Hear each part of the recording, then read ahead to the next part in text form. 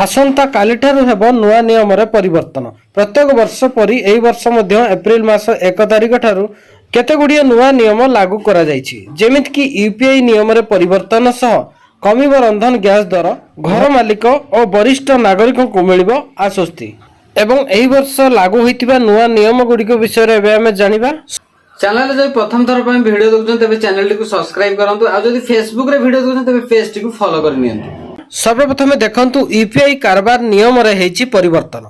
UPI payment सेवा रे ठकई रोकिबा पई एक नुआ नियम जारी करा जायछि, जहा कि भारतीय पेमेंट निगम एनपीसीआई पक्षरु डिजिटल इंटेलिजेंस प्लेटफॉर्म रे मोबाइल नंबर प्रत्याहार तालिका व्यवहार करबा को बैंक गुडी को निर्देश दिया जायछि। एही नियम लागू हेबा द्वारा डिजिटल कारबार को अधिक सुरक्षित करिवो एवं ठकई मामला को ह्रास करा जिवो। सही भली भाबे एलपीजी गैस मूल्य रे मध्य परिवर्तन करा जायछि।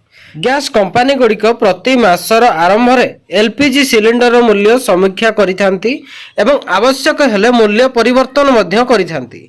सही भली भाबे एप्रिल 1 रे मध्य एलपीजी गैस मूल्य रो परिवर्तन करा जायछि एवं सीधा सड़क घरोई गैस ग्राहक एवं व्यवसायीकारी को यह सीधा सड़क प्रभाव पड़िबो। एवं बैंकिंग नियम रे परिवर्तन करिछि आरबीआई, जहा कि एसबीआई, पीएनबी, कानारा बैंक एवं एचडीएफसी बैंक भली बड़ बड़ बैंक गुड़िक ग्राहकों को प्रभावित करिवो।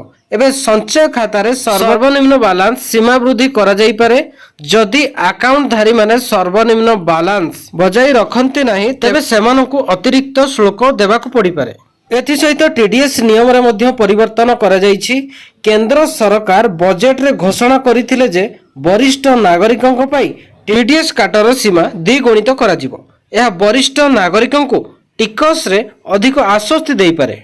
एथि सहित जीएसटी सह जड़ित नुआ नियम कार्यकारी हेबो।